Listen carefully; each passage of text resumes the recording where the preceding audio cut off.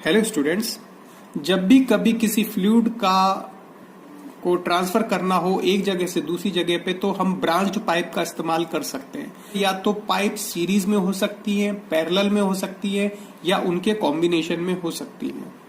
आज हम pipes in series के बारे में डिस्कशन करेंगे। पाइप्स इन सीरीज, जिसको अपन कंपाउंड पाइप्स भी बोलते हैं, कंपाउंड पाइप भी बोलते हैं। पाइप्स इन सीरीज या कंपाउंड पाइप बोल सकते हैं। इसको समझने के लिए हम यहां पर देखें, एक पाइप अपन कंसिडर करें छोटी, फिर इसके बाद में एक बड़ी पाइप कंसिडर करें, और फिर एक और पाइप कंसिडर करें। तीन पाइप अपन ने अलग अलग ले ली हैं। Let us say this is the A section and this is the B section. पहली वाली पाइप है, this is pipe 1, this is pipe 2, this is pipe 3। इसकी लंबाई है L1, इसकी लंबाई है L2 और इसकी लंबाई है L3। इन सब के डायमीटर हैं D1, D2 एंड D3। ये अलग अलग इसके डायमीटर्स हैं। यहां पर ये जो सीरीज है, इसका मतलब है कि पाइप्स एक के पीछे एक लगी हुई हैं, जिसको एंड टू एंड बोलते हैं, या कंटिन्यूएशन में बोल सकते हैं कि pipes are arrange in continuation, या एंड टू एंड जुड़ी हुई हैं पाइप। तो ये हमारी कहलाएंगी हमारी पाइप्स इन सीरीज या कंपाउंड पाइप। तो यहां यदि ये ए वाले सेक्शन पे हेड HA है और यहां पर HB हेड है, टोटल हेड, तो हमारे पास में we have HA should be greater than HB, तभी यहां पर आपके फ्लो होगा। और HA will be equal to HB plus जो भी हेड में लॉसेस इसके अंदर आ रहे होंगे। तो अपने पास में HA equal to HB plus HL, इसको अपन लिख सकते हैं HA minus HB equal to HL equal to जितने भी लॉसेस इसके अंदर आ रहे हैं। कौन कौन से लॉसेस आएंगे इसके अंदर? पहला फ्रिक्शन का लॉस आएगा, पहला फ्रिक्शन का लॉस पहली पाइप में, दूसरा एक्सपांशन का लॉस 1 से 2, तीसरा फ्रिक्शन का लॉस सेकंड पाइप में, चौथा कॉन्ट्रैक्शन का लॉस, सडन कॉन्ट्रैक्शन का लॉस सेकंड पाइप से थर्ड पाइप में, और नेक्स्ट आपका फ्रिक्शन लॉस जो कि आपके थर्ड पाइप में होगा। तो अपन इसको लिख सकते हैं H1 H2 plus H3 plus H4 plus H5। H1 है आपका फ्रिक्शन लॉस, डार्सी वाइसबर्ग इक्वेशन से आ जाएगा F1 L1 V1 square by 2GD1 plus दूसरा वाला एक्सपांशन का लॉस V1 माइनस V2 का whole square by 2G plus friction का loss दूसरी पाइप में F2 L2 V2 का square by 2GD2 plus contraction का लॉस सेकंड पाइप से third pipe 1 minus CC minus 1 whole square by V3 square by 2G plus आखिरी pipe का friction loss, पांचवा loss आखिरी पाइप का F3 L3 V3 square bye 2GD3। तो इस तरीके से हमारे पास में 5 लॉसेस हमारे पास में आ जाएंगे। पहला ये हो गया। दूसरा, यदि हम कंटिन्यूटी इक्वेशन की बात करें, यदि ये स्टेडी फ्लो इस पाइप के अंदर हो रहा है, तो उस केस में Q will be equal to A1 V1 equal to A2 V2 equal to A3 V3। ये कंटिन्यूटी इक्वेशन है। A1 cross sectional area of first pipe, V1 average velocity of flow in first pipe, इसी तरीके से A2 V2, A2 is the cross sectional area of second pipe, V2 is the average velocity of fluid flow in second pipe, A3 is the cross sectional area of third pipe, V3 is the average velocity of fluid flow in the third pipe।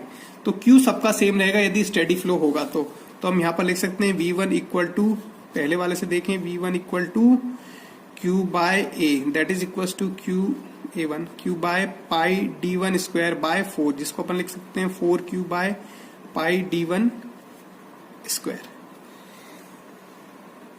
इसी तरीके से अपन V2 की value लिख सकते हैं 4Q by pi D2 का square, और V3 की वैल्यू लिख सकते हैं 4Q बाय पाई D3 का स्क्वायर। इन सारी वैल्यूज को हम इसके अंदर पुट कर देते हैं, V1 V2 V3, तो हमारे पास में जो वैल्यूज आएंगी वो इस तरीके से आ जाएंगी।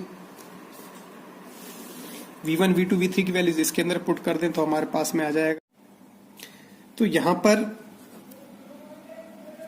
V1 V2 V3 की वैल्यू इस इक्वेशन में पुट कर दें तो हमारे पास में आ जाएगा HL equal to F1 L1 by 2G D1 4Q by pi D1 square का होल स्क्वायर। इसके अंदर इसको अब ले लें तो अपने पास में आ जाएगा plus 4Q by pi D1 square minus 4Q by pi D2 square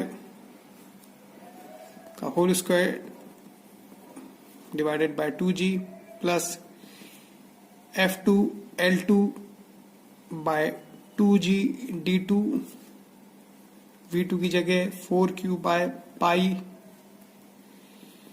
D2 का होल स्क्वायर D2 स्क्वायर और इसका होल स्क्वायर प्लस इसको ले लें तो ये 2G को अपन आगे ले लें 1 bye 2G 1 minus CC minus 1 का होल स्क्वायर V3 की जगह 4Q बाय पाई D3 का स्क्वायर का whole square plus F3 L3 2G D3 ये वाला टर्म और यहां पर आ जाएगा आपका 4Q बाय पाई D3 का स्क्वायर का होल स्क्वायर।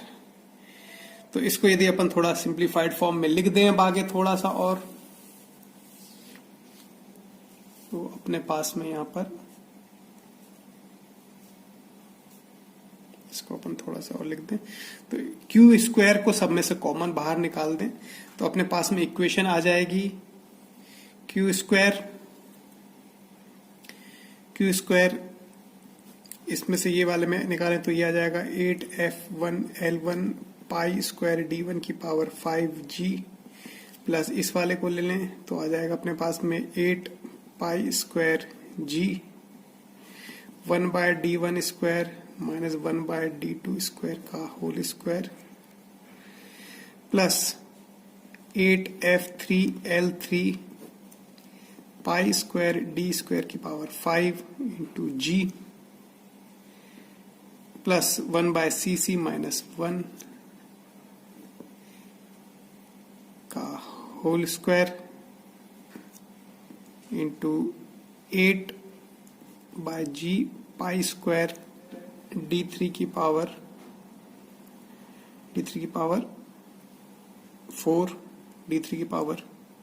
4 प्लस इस वाले टर्म को देखें तो आ जाएगा अपने पास में 8F3 L3 pi square D3 की पावर 4 और ये 5 इंटू G। तो अपने पास में ये पूरी इक्वेशन क्यू स्क्वायर को अपन बाहर निकाल दें तो अपने पास में ये इक्वेशन आ जाएगी। सॉरी ये 8F2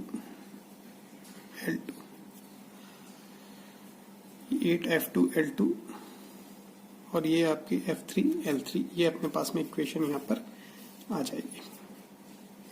तो इस इक्वेशन को आगे हम इसमें हम इसको इस टर्म को ले लें R1 इस टर्म को ले लें R2 इस टर्म को ले लें R3 इस टर्म को ले लें R4 और इस टर्म को ले लें R5। तो हमारे पास में जो इक्वेशन बचेगी that will be HL equal to Q square R1 plus R2 plus R3 plus R4 plus R5।